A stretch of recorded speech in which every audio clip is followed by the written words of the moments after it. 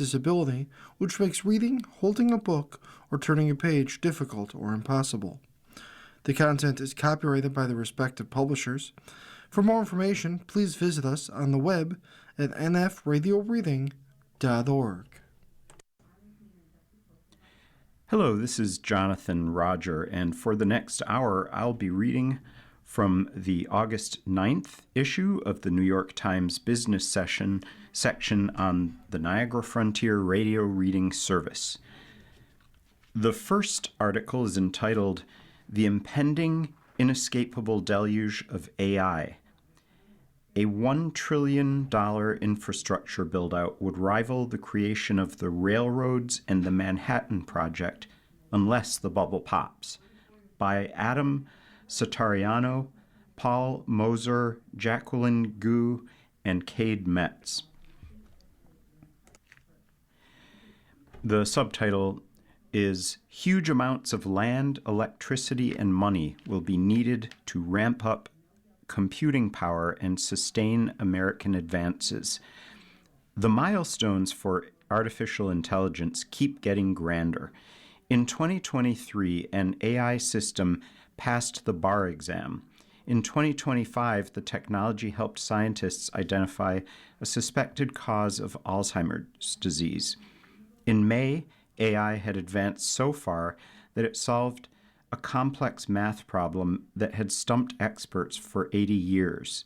Last month, 2 AI systems under testing went rogue and hacked into a company's database.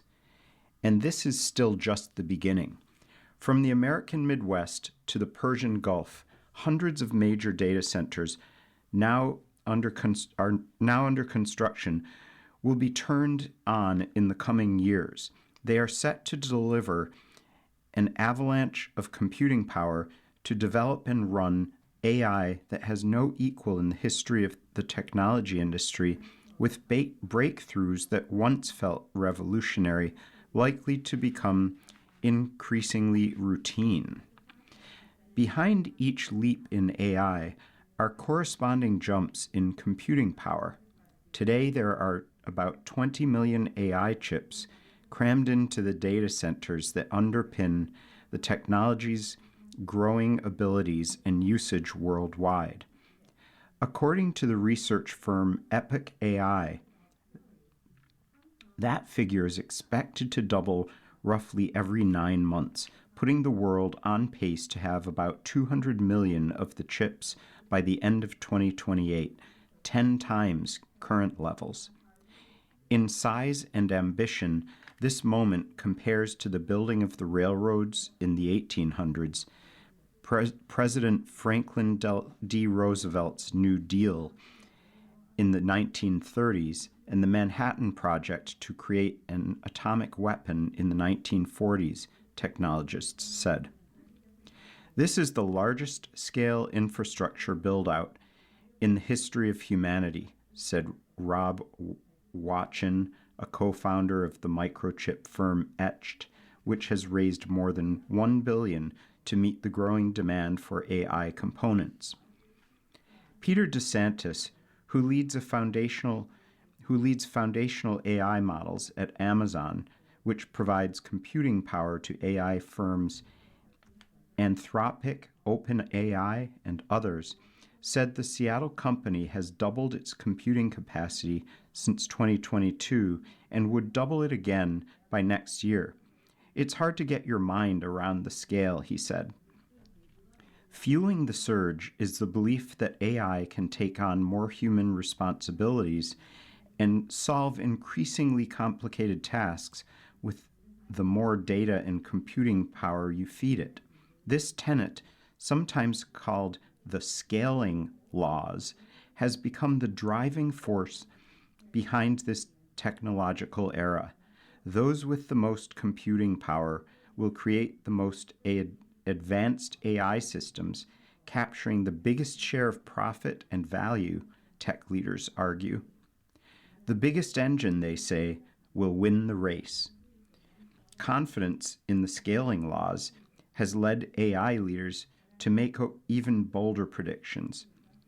Dario Amodei, chief executive of Anthropic, has said that if these laws hold for another year or two, AI will be able to perform huge amounts of white-collar work. Demis Hassabis, the chair of Google's AI lab DeepMind, wrote recently that AI could usher in, quote, 10x of the Industrial Revolution at 10x the speed. Scientists and technologists see the coming deluge of computing power leading to drug discoveries and robotics advances, and industry analysts said it would drive more everyday use of AI in people's personal and professional lives. But the build-out has also stoked a backlash, spurring protests in many communities over how data centers could harm the environment, raise electricity prices, and drain water. In the United States, data centers are shaping up as a major issue for November's midterm elections, with a growing national movement pushing back against the tech industry and its billionaires. Economists and investors have raised concerns that tech firms are spending faster than they can profit from AI. Past infrastructure booms have been followed by downturns before the benefits of the technology were realized. The railroad boom in the 1800s, electrification in the 1920s, and the dot-com bubble in the late 1990s were punctuated by economic recessions and a stock market crash as companies that overspent went out of business. Each time you've had a technological revolution, this kind of bubble bursting happened, said Philippe Aghion, who won the Nobel in Economic Science in 2025 for research on innovation-driven economic growth. Quote, AI is like the fourth industrial revolution, and it has this aspect to it that generates a bubble, end quote. With more computing power online, geopolitical divisions are only set to widen. The United States, home to about 5,500 data centers, about 10 times the next closest country, is far ahead of the rest of the world, including China. U.S. companies like Amazon, Google, Microsoft, and Meta control about 80% of global computing power that drives AI, according to Epic AI. Google alone is believed to have 4 times as many AI chips as all of China's companies, which are racing to catch up by developing new semiconductors and AI infrastructure of their own. Lack of transparency in the AI industry makes measuring global computing capacity difficult, including the volume of chip supplies, total number of data centers, and overall electricity consumption. The New York Times relied on estimates from groups including Epic AI, CleanView, and SemiAnalysis that study the industry and publish widely cited forecasts. For now, there are no signs that the spending on AI will slow. By 2029, AI infrastructure investment is forecast to top $1 trillion globally, up from $318 billion last year, according to IDC, the market research firm. That would be on par with the economic output of Switzerland, the world's 20th biggest economy. The investment is worth it, said Jeff Dean, Google's chief scientist, because it will power AI innovations and spread technology's use. Quote, you see capabilities emerge at larger scale that didn't occur at smaller scale, end quote, he said. Quote, you're also now trying to bring these capabilities to not just a few million users for a more niche product, but really to bring the capabilities to hundreds of millions or billions of users, end quote. An AI arms race. AI's growing abilities are linked to increases in the size of data centers. To create a cutting-edge model, huge amounts of computing power are needed To analyze and find patterns in data, that process, known as a training run, can cost hundreds of millions of dollars as tens of thousands of specialized chips churn through the data. Training works best when chips trade data over lightning-fast connections, and it can falter when hardware breaks down.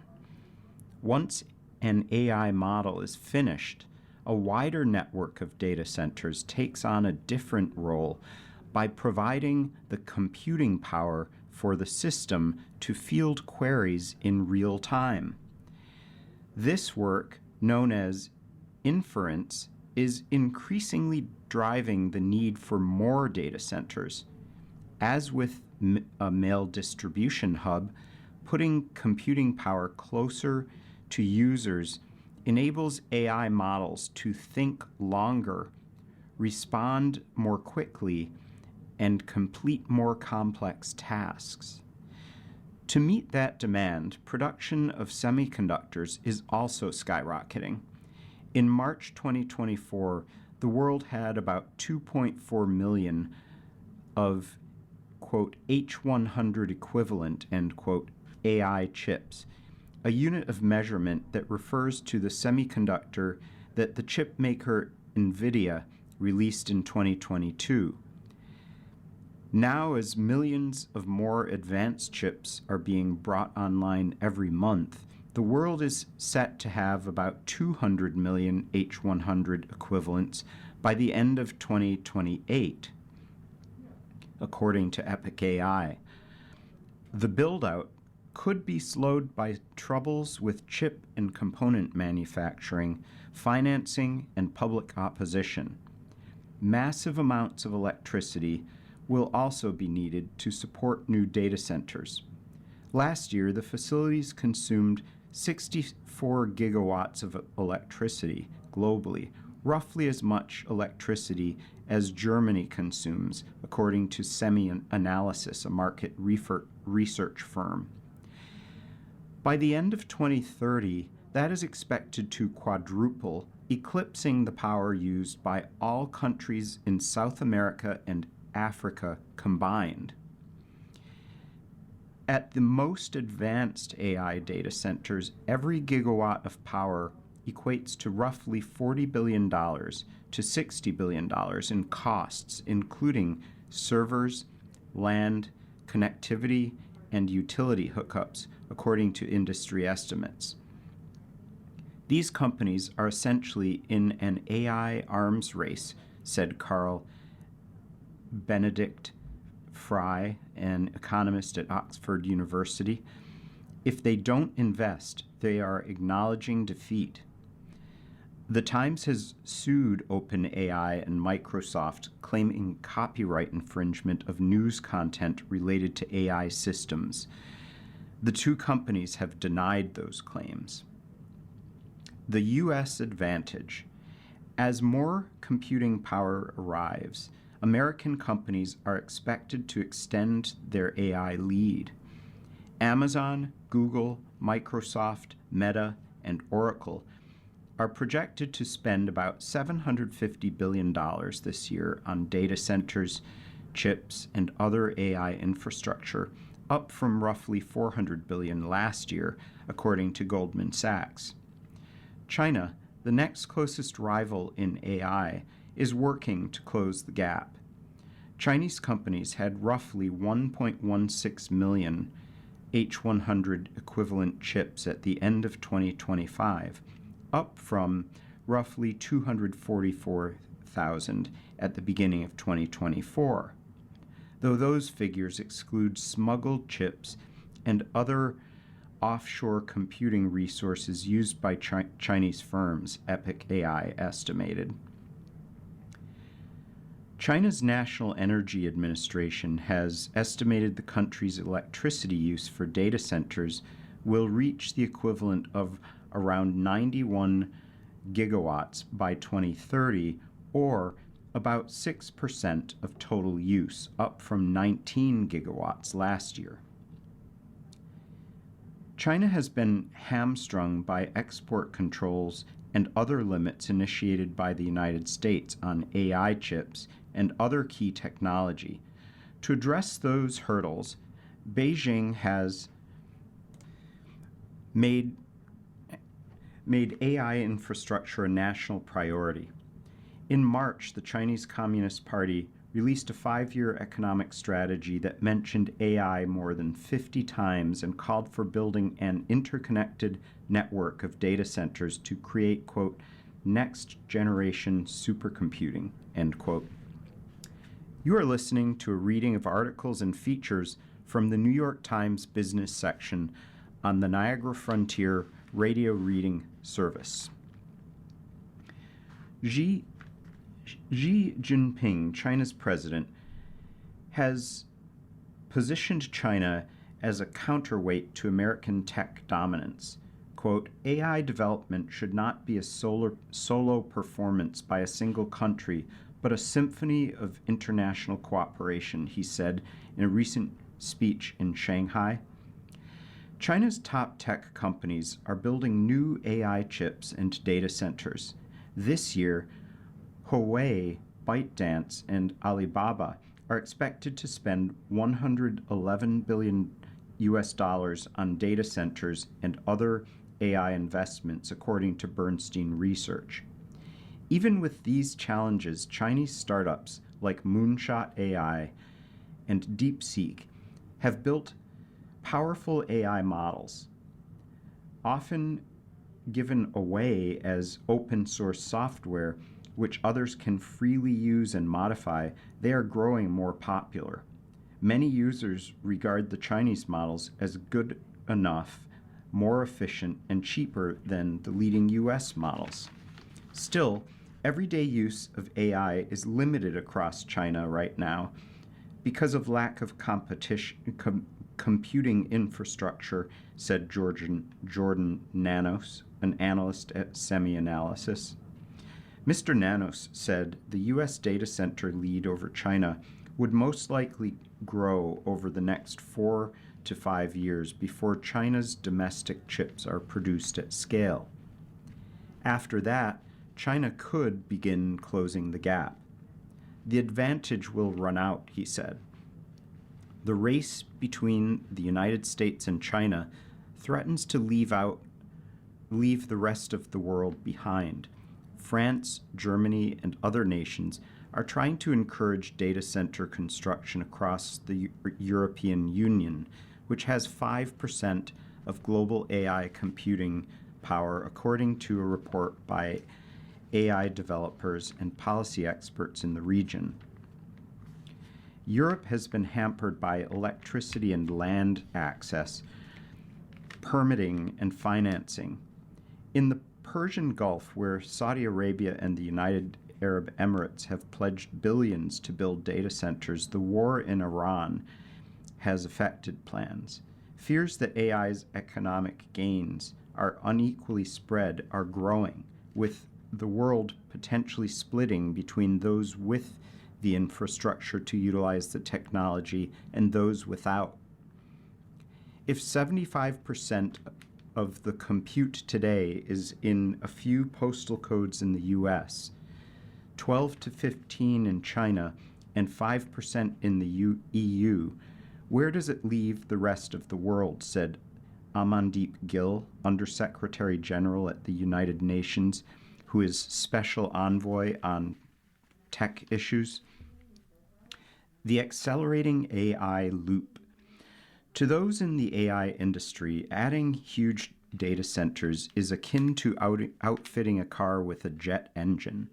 Signs of that acceleration are already here. Uber, PepsiCo, and Walmart are increasingly turning work over to AI agents, the bots that can perform a growing list of multi-step tasks like coding, compiling research reports, handling customer support, and reading and responding to emails. With more computing power, agents can take on more responsibilities, said Google's Dr. Dean, who has worked in AI research for more than 30 years. He envisioned a scientist asking hundreds of AI agents to autonomously devise and test various hypotheses in biological research and then taking the best leads to build off. Under at least one new assessment, the Remote Labor Index, AI models have become increasingly capable. The test examines their ability to do common freelance tasks like building a mobile video game. In October, leading models completed 2.5% of tasks. By July, Anthropic's Fable AI model completed 16%. These jumps in abilities have economists warning about major changes to the labor market. Quote, there's going to be millions of jobs destroyed, millions of jobs created, said Eric Brynjolfsson, an economist who is director of Stanford University's Digital Economy Lab. That's going to be very difficult.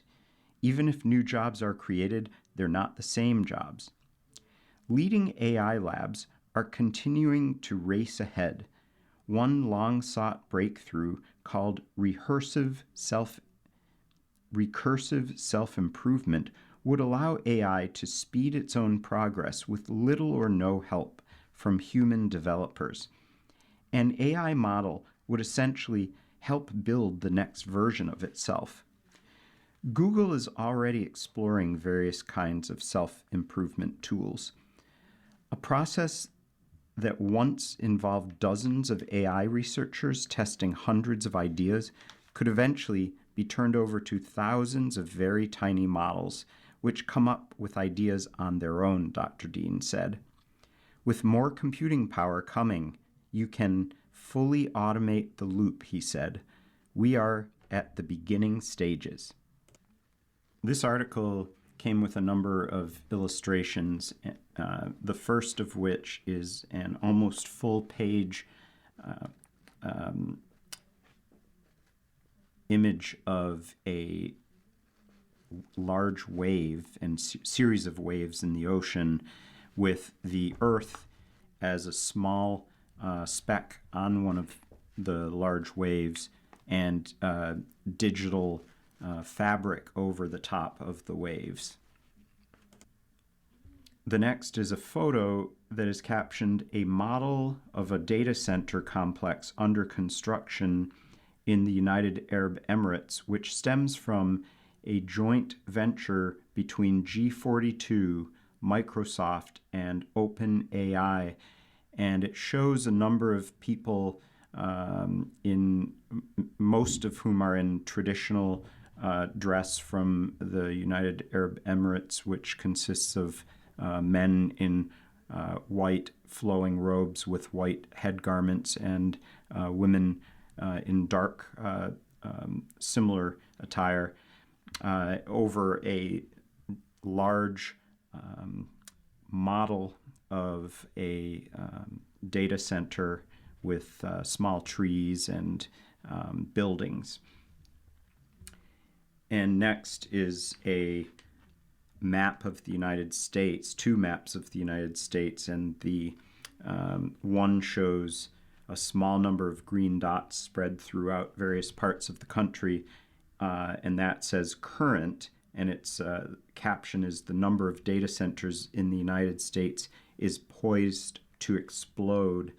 And the next map of the United States says planned after 2026, and there's a massive increase in the number of green dots on that map, showing the explosion in the number of data centers. The next article is in the real estate section, which is contained within the business section, and its title is Japan's Cast-Offs Are Treasures Elsewhere by Tim Horniak.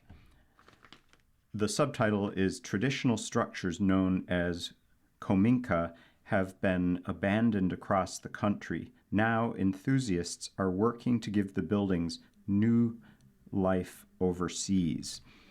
High in the foothills of the Wallowa Mountains stands a compact home of white walls, wood, and shingle. Set against a backdrop of snow-capped peaks in this corner of eastern Oregon, the house appears tiny and slightly out of place, especially when you step inside to find shoji screens, tatami mats, and thick curving rafters overhead. It is a kominka, or a traditional Japanese folk house, but its existence in the United States is anything but traditional. The house was built a couple of years ago using parts from old Japanese houses that had been left vacant, as countless homes are in Japan every year. While some Americans have crossed the Pacific to buy and restore these forsaken homes, a small but growing number are doing the opposite, having the houses dismantled, shipped to the United States, and rebuilt here. I was born and raised in Aichi Prefecture, and this kominka came from Aichi, said Kiyomi Koike, who owns the property in the Wallowa Mountains with her husband, Bill Oliver. In many ways, it felt like returning home, but beyond the personal connection, I wanted to bring something to America that modern life is missing. Some of the parts are over 200 years old. When the 800 square foot house was put together in 2024, there was no county permit process for old Japanese buildings. Ms. Koike, 61, a former organic tea entrepreneur, and Mr. Oliver, 80, a former planning director for Wallowa County, had to surmount those municipal and logistical challenges, like the way wooden beams can warp during long sea voyages. It took an international collaboration between Toda Komuten and Aichi architecture firm Kominka Collective, a Japan-based preservation group, and Devco Engineering, an Oregon structural engineering company. After about 2 years, Ms. Koike and Mr. Oliver opened the house as a part-time residence and rental property with serenity and wellness courses, including a tea ceremony. Their primary residence is half a mile down the road. The first thing many people notice is mental spaciousness. The structure creates a feeling of expansion, almost like an exhale, Ms. Koike said. The proportions, the transitions between rooms, the natural materials, the way light moves through the structure, and the simplicity of the design all invite a different relationship, she said. The couple say their house is the only residential kominka in the country, though there are others in public facilities, including a 320-year-old house from Marugame, Kagawa Prefecture, at the Huntington Museum in San Marino, California. Kominka are old minka, the traditional private Japanese residences occupied by commoners. Most were erected before post-World War II building codes were implemented, and all share a common design, a post and beam system to define the space with sliding doors, tatami floors, and paper screens serving as minimalist, multi-purpose, and flexible elements. But they're not treasured the way they once were. Japan's rapidly aging and shrinking population has left it with at least 9 million uninhabited homes, or akiya, particularly in rural areas. Kominka can be seen as dark, cold, and isolated, especially by younger Japanese. They're also difficult to maintain under Japan's rigid earthquake resistance standards. This article has a number of photos. The first 3 show a panoramic view with snow-capped mountains in the background and evergreen trees in the foreground, and in the middle distance on a small hill is a kominka, and the next three photos show interior shots of the architecture as described in the article, and the caption reads, Kiyomi Koike and Bill Oliver built a kominka, or traditional Japanese folk house, in the foothills of the Wallowa Mountains in eastern Oregon, top left. The signature post and beam design above gives the home a, quote, mental spaciousness, end quote, Ms. Koike said, and the transition between the rooms, top right and above right, is among the factors that, quote, invite a different relationship, end quote. You are listening to a reading of articles and features from the New York Times business section on the Niagara Frontier radio reading service. As a result, many have little value and end up abandoned or demolished. Japanese preservation groups estimate that tens of thousands of traditional houses disappear each year, which has sparked efforts to save them. Meanwhile, the crashing value of the yen has made old houses very cheap. They can be had for less than $50,000, and YouTubers chronicling their renovations have gone viral. A fully rebuilt, redesigned kominka will cost about the same as a custom-designed timber frame home. You can't spend time in these extraordinary old buildings and not become besotted, said Andrea Carlson, 66, co-founder and representative director at Kominka Collective, the nonprofit based in Aichi that co-designed the house in Oregon. The nonprofit's goal is to preserve houses in Japan, but when that isn't possible, export is an option. It's heartbreaking to see them torn down, Ms. Carlson said. Not only the structures, but everything inside them, the shoji doors, the tansu chests, the roof tiles, the rama panels, it's all destroyed. But one country's trash can be another's treasure. On a recent day in the hills surrounding the city of Shinshiro, Koji Toda, an architect at his family's firm, Toda Komutin, switched on the lights in an old lumberyard warehouse. Inside were racks and racks of heavy wooden beams from dismantled kominka, some hundreds of years old, inscribed with kanji characters and curved like ship timbers. There were also ridge poles, tansu chests, kura-plaster doors, and shoji screens. The parts, all awaiting export, were reclaimed from unwanted kominka by Mr. Toda's father, Yoshinobu Toda, a fourth-generation architect and the chairman of Toda Komutin.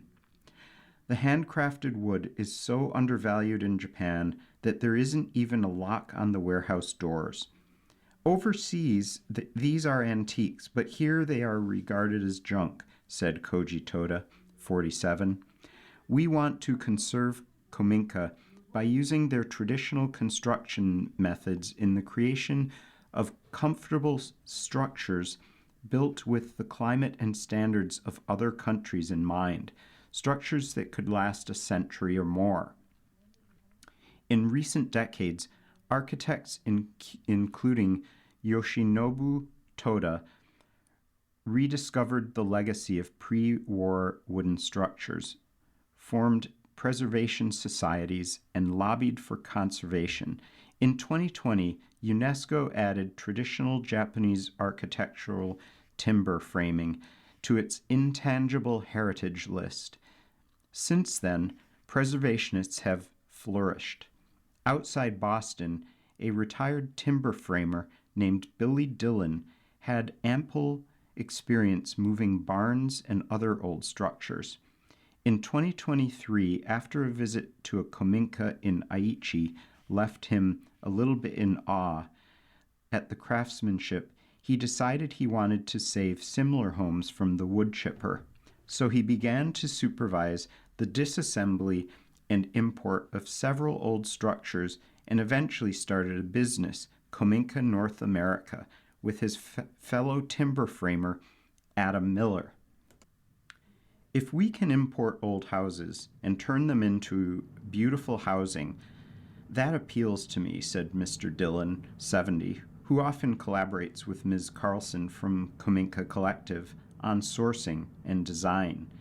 We can have people live in them again. The Kura are just the right size for ADUs as housing for families, grandparents, anything. American buyers, he said, want the original, soot-blackened beams with hand-drawn calligraphy markers, and they're willing to pay $500,000 or more to import and rebuild a basic Japanese heritage home. One of his clients wants to source old houses for a planned Japanese-themed spa in New England.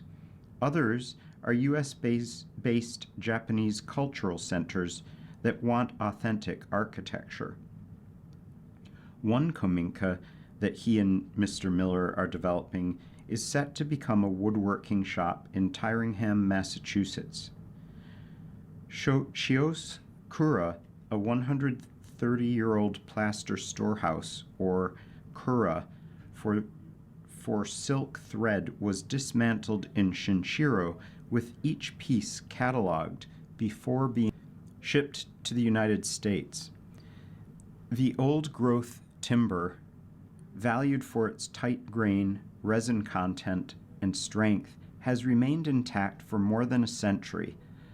On a recent afternoon, Mr. Dillon and Mr. Miller examined the original pine beams before carefully moving them into place, using wooden mallets to set them into their mortise and tenon joints as the structure began to retake shape.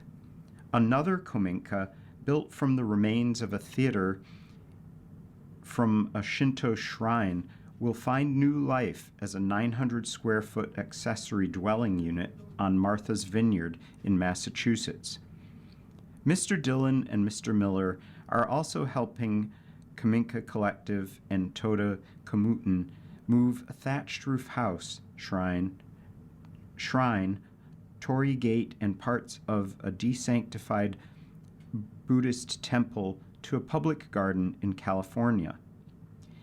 In Jamaica, a preservationist named Chris Orstrom is working with Toda Kamuten and Cominca Collective to relocate a 1905 Cominca from Niigata Prefecture and reimagine it as a 4-bedroom guest house for a retreat center. Mr. Orstrom, former chairman of the World Monuments Fund, has done restoration work at Monticello, Mount Vernon, and the Sir John Soane Museum in Britain, among other sites. This project is not a rebuild but an adaptation. The traditional thatched roof will be replaced with a timber frame wood shingled roof that can withstand hurricanes. Because the original home lacked hallways, its progeny will be given an Engawa wraparound veranda. We also added a ton of windows and a clerestory for added light, as Minkas are horribly dark and also very cold, said Mr. Orstrom. Thus, they are well suited to adaptive reuse in tropical climates. Adding and redesigning this stuff and still maintaining a traditional Japanese flavor was very tricky. We have used extensive Japanese design cues. We jokingly call the result Japaken, play on Japanese and Jamaican. Concerned about cultural appropriation, Mr. Dillon consulted a Buddhist theologian who told him that reuse is a fundamental tenet of the faith. There's a long tradition of moving old buildings within Japan itself. As carpenters, we understand the breadth of resources that must be committed to create a structure, material, time, and skill among them, motivating us to preserve buildings that would otherwise be demolished, Mr. Miller said. This resonates with the Japanese concept of mottainai, essentially an appeal to thrift and mindful consumption of limited resources, which we understood to come from tenets of both Buddhism and Shinto. These days, moving the endangered buildings abroad is often a last-ditch option for saving them, said Yoshihiro Takishita, an architecture and Kominka conservationist who has moved houses both within Japan and to destinations including Hawaii and Argentina. Minka have a tremendous power that crosses borders and has nothing to do with politics or religion, says Mr. Takishita, 80, whose own Kamakura home was saved from a valley that was flooded in the 1960s. As long as the new owners understand the value of the home, and as long as this important historical heritage can be preserved, it doesn't matter where it is, in Japan or abroad. The next article is from the With Interest segment of the business section, and the title is 170,000, the added number of defrauded borrowers whose federal student loans will be erased. About 170,000 federal student loan borrowers who say that they have been defrauded by predatory for-profit institutions have gotten good news. A total of $11 billion of their debt will be wiped out after an appellate court rejected a request last month from the Education Department for more time to review the claims.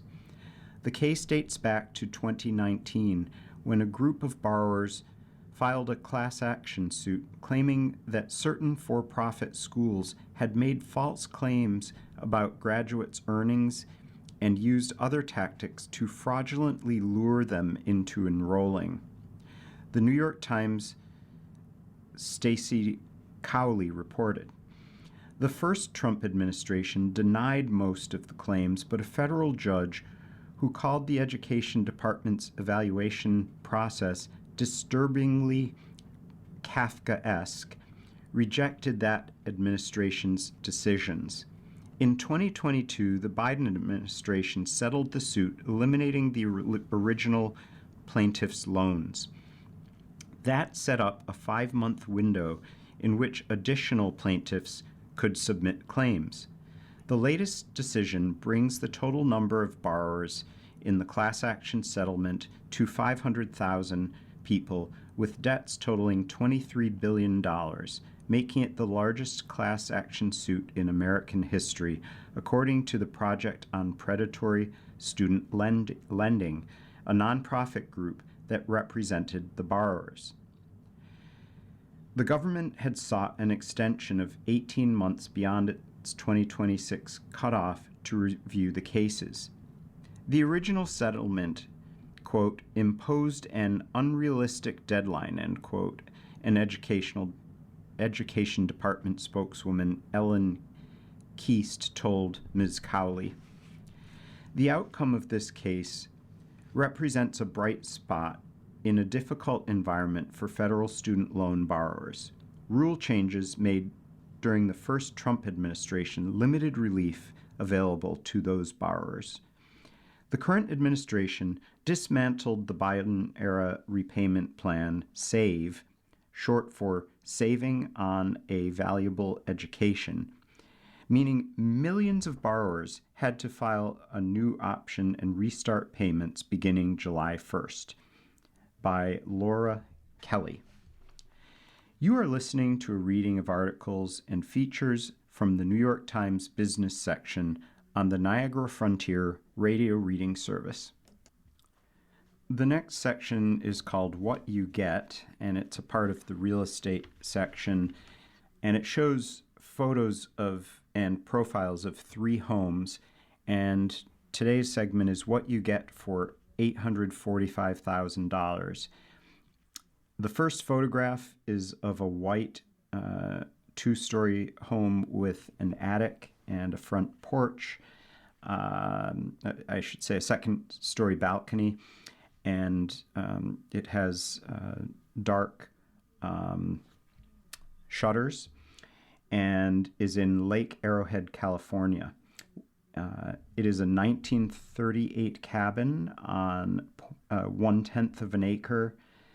It is 1,221 square feet, and that comes to a price per square foot of $692. This 3-bedroom, 2.5-bathroom cottage is being sold fully furnished. It's in the Palisades section of Lake Arrowhead, has lake views, and is in walking distance of a coffee shop, a hamburger stand, and breakfast spot.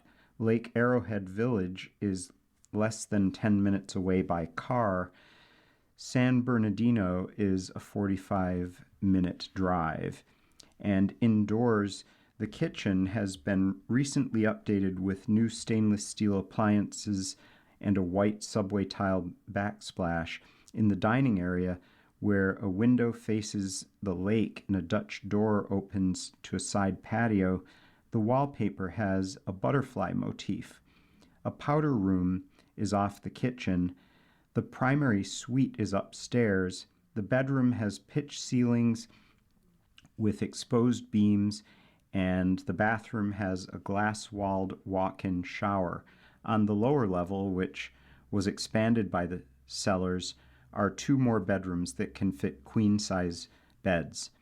A deck off the living room overlooks the lake, and there's more patio space off the lower level.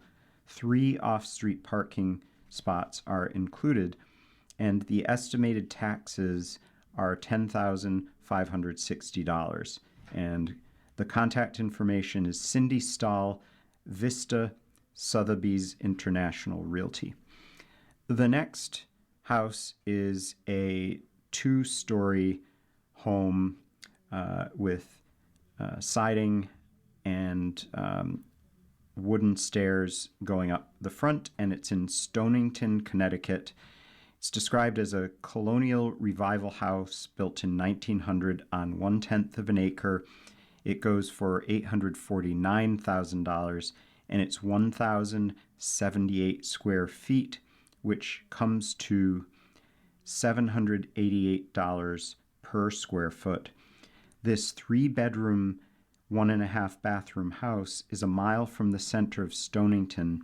The beaches of Watch Hill, Rhode Island, are less than 25 minutes away by car, and Hartford and New Haven are each a 90-minute drive.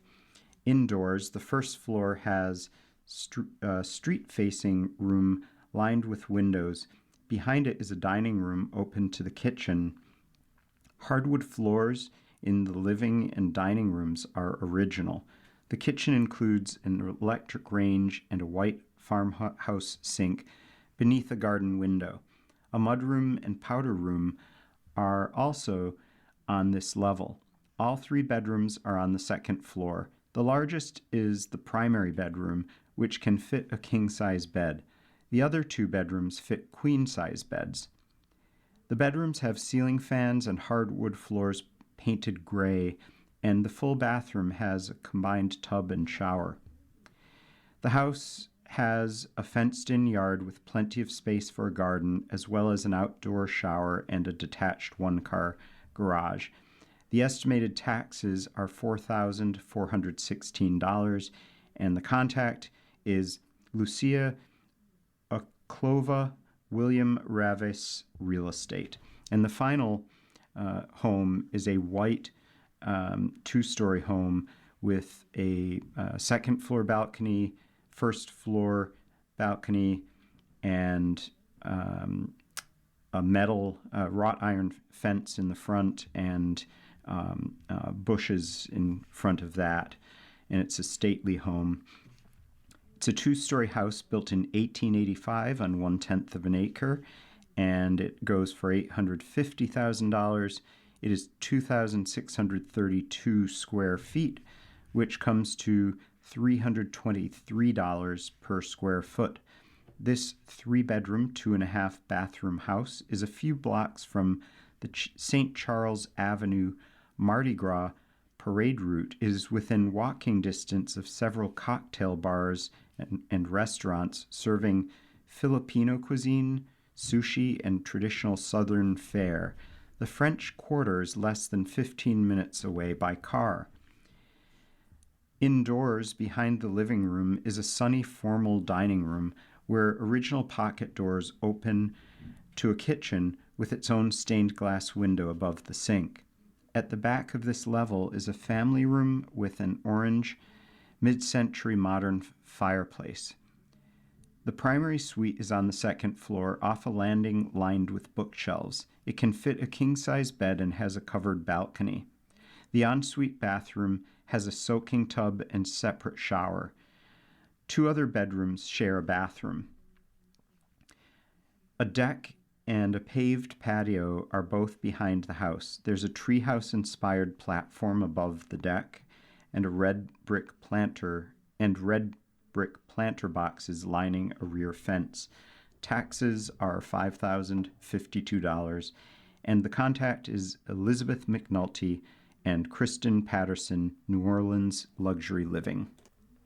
The next article is from the Corner Office segment and is by Jordan Holman, and its title is Management Advice Isn't His Go-To. It is a profile and interview of Tariq Mansour, Chief Executive of Kalshi, and we'll be reading a portion of this story. If you'd like the rest of the story read to you, you can call the Niagara Frontier Radio Reading Service at 716-821-5555. That's 716-821-5555. Kalshi is a smaller company than many expect. Most of its 200 employees work in an open-plan office in Manhattan's meatpacking district. They don't even take up a full floor of the building. But Kalshi and other prediction market operators like Polymarket seem ubiquitous these days. They are major sponsors of sporting events.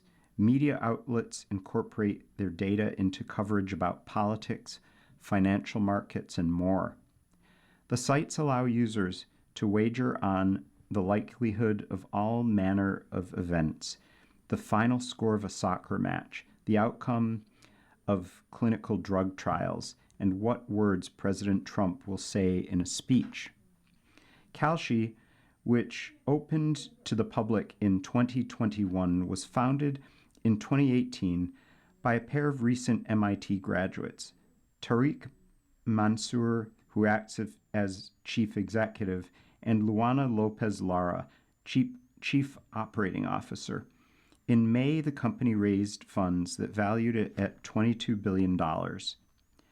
Mr. Mansour, who grew up in Lebanon, and Ms. Lopez Lara, who is from Brazil, are now billionaires at 30, according to Forbes' calculations. In the United States, prediction markets are regulated by the Commodity Futures Trading Commission, which authorizes them to operate across the country, unlike gambling companies that must seek state-by-state approval.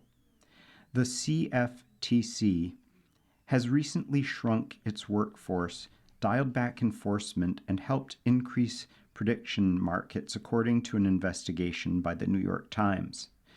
The industry's rapid growth has attracted a wide array of investors and new players, including those with ties to the Trump family. Donald Trump Jr. is an investor in Polymarket and a paid advisor to Kalshi. Others eyeing entry into prediction markets include Mark Zuckerberg of Meta.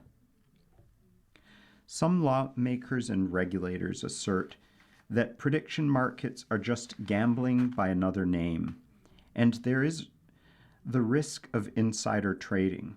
In the past few months, a U.S. soldier who helped capture Nicolas Maduro of Venezuela made related bets on Polymarket, and a White House teleprompter operator wagered on Kalshi on what Mr. Trump would say in speeches. Letitia James, New York Attorney General, recently sued Kalshi, accusing it of operating illegally and sidestepping the state's laws on gambling. Kalshi called the move political theater and said that states lacked the authority to shut down the company. More than a dozen states have introduced legislation this year to regulate the prediction markets. During its last fundraising round, Kalshi said its annualized trading volume had ballooned to $178 billion. For Mr. Mansour, markets that allow people to put money behind their predictions provide a valuable service to help calibrate, a word he uses often, the world in which, quote, there's an abundance of information but a scarcity of truth, end quote. The first question is, you have said that one of your visions for Kalshi is to, quote, financialize everything, end quote. Some people consider that dystopian. Why is it a good thing? And the response is, I think people took that statement out of context. The beauty of prediction markets is that they take a debate that is subjective, emotional, partisan, and put it in a place where it's mathematical, objective, and the incentive structure is very clear. If you do research, you analyze things, you're smart, and you put in the effort to truth seek, you will probably get rewarded by making money. If you have an opinion that's too biased, non-calibrated, too partisan, or too polarized, you probably will lose money. There's a certain elegance in markets where you know for sure why someone is having the opinion that they have. They're truth-seeking because they're trying to make money. And the final question they asked Mr. Mansour was, best advice for meetings? And his response was, try not to meet. You've been listening to a reading of articles and features from the August 9th issue of the New York Times Business section. We read from the New York Times Business section every Thursday at 11 a.m. Your reader has been Jonathan Roger. Thank you for listening. Coming up next in the Niagara Frontier Radio Reading Service, we have the USA Today. Following that at 2 o'clock is episode number 9 of Wayward Girls by Susan Wiggs. Stay with us for these readings and more.